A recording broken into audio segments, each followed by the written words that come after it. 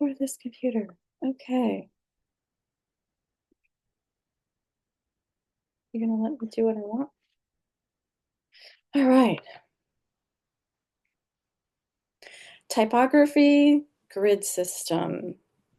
I hope that some of you are familiar with the grid system. If not, you're gonna get really comfy with it really quick.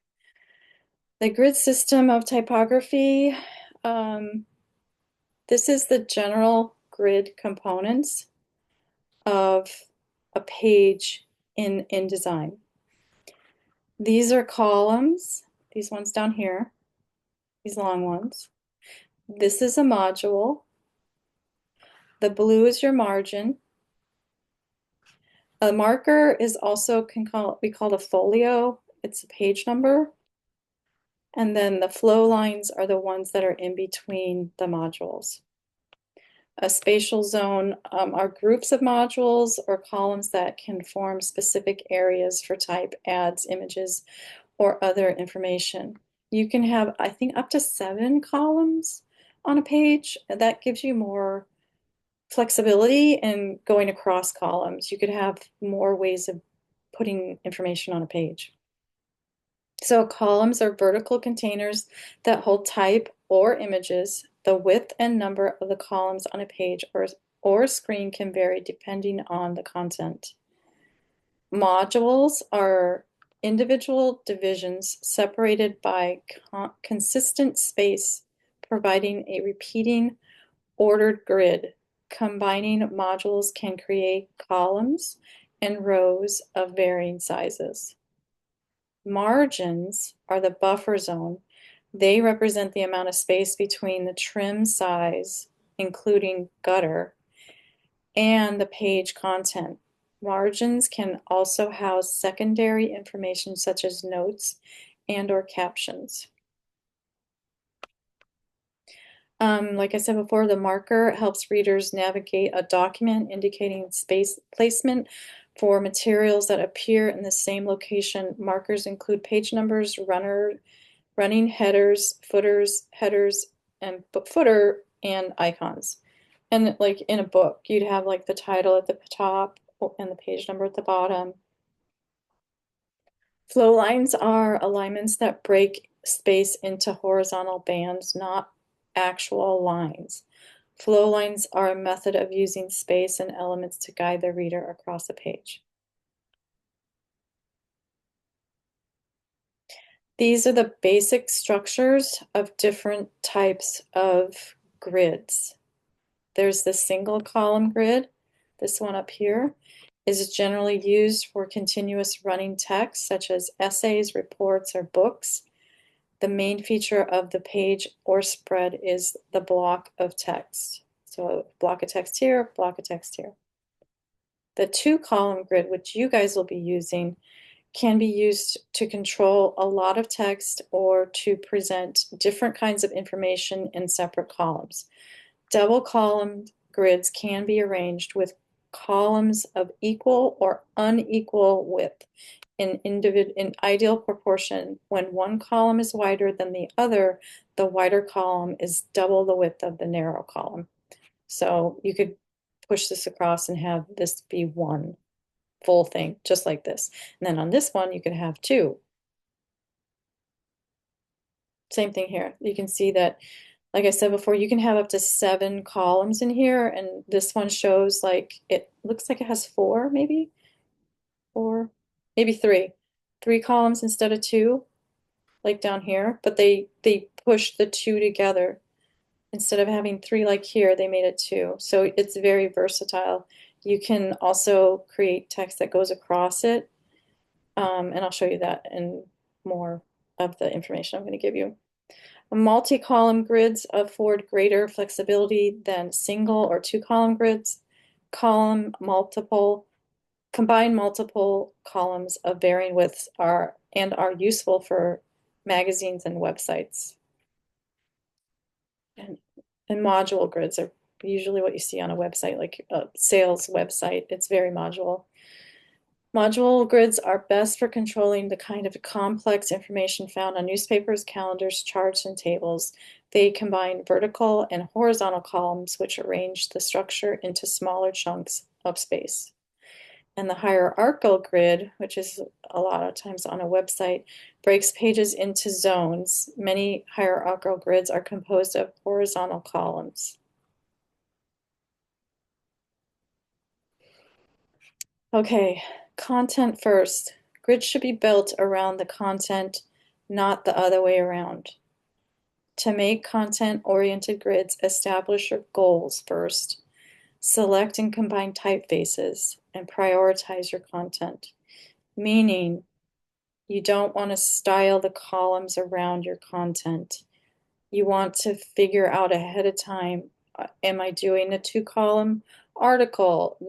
Not for this particular project, but in the future. Am I going to do a 3-column and stretch some of it over? So that's where it comes, what comes in important is doing sketches and layouts of where you're going to put information ahead of time before you go into InDesign to start creating it. So you have to try different columns, different column numbers, different column widths before you go in and start creating it.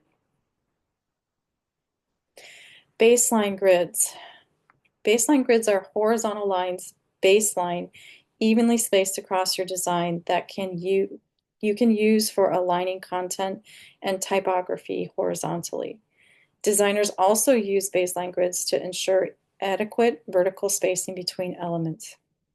Material design guides use the baseline grid to determine type size and line height pairings, as well as margin padding. So, like if you're doing an article per se, you want to make sure that all of these, the spacing in between here and here and here and here are all even though this is, you want this to all sit on the same line as these are going to sit on the same line. And you want this top line to be in the same type of alignment, heights and height-wise as the other ones. Multi-column grids. Multi-column grids layout refers to one or more vertical blocks of content separated by gutters. This is a gutter, right, in between the columns. You're more likely to encounter these traditional typography arrangements in newspapers and magazines. They use columns to break up complex long text passages within a story to increase readability and scannability.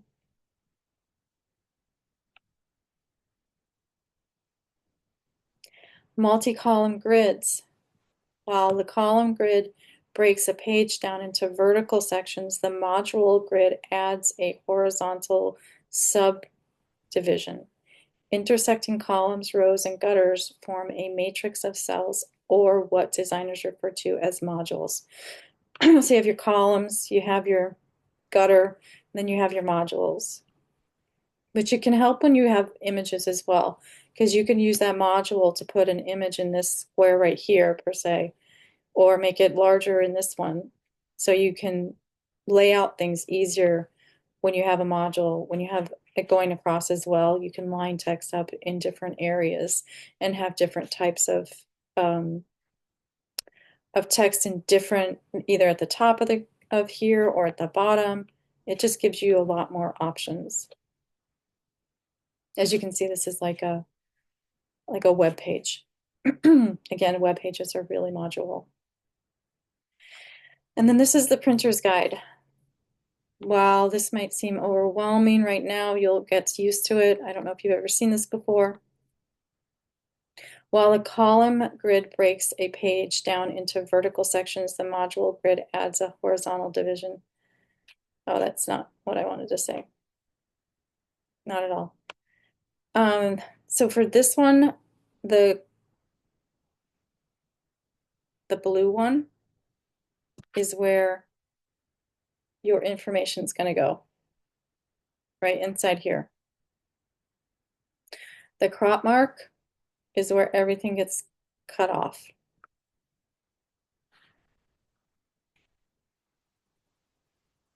And these are registration lines. And this is the trim line.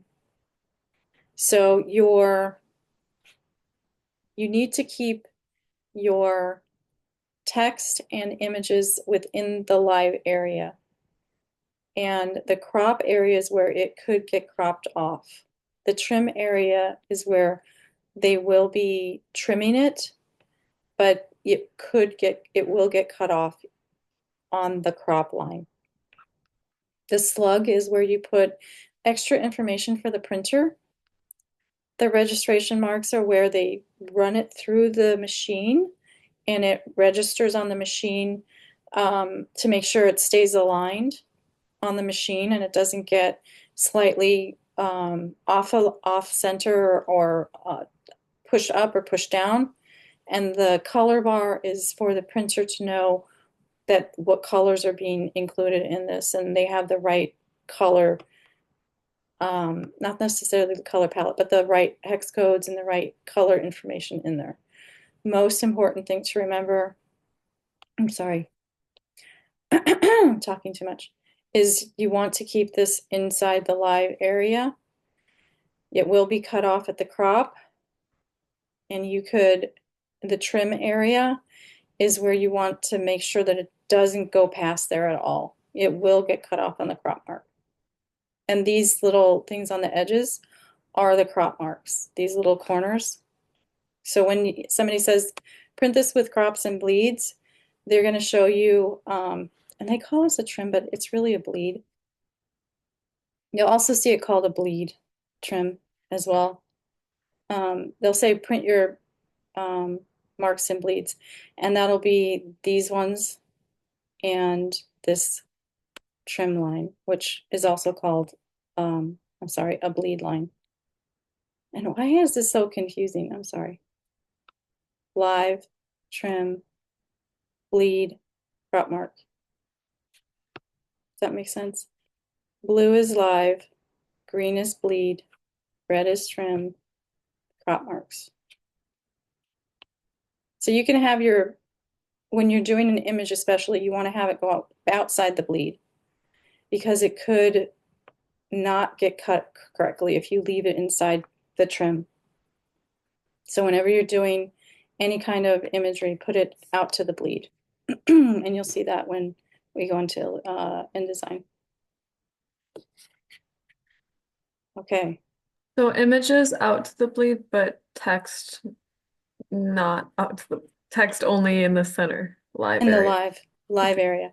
Because it's if you want the image to be a full bleed, if you want it to go to the edges, if you want it to fill the whole page, take it out to the bleed.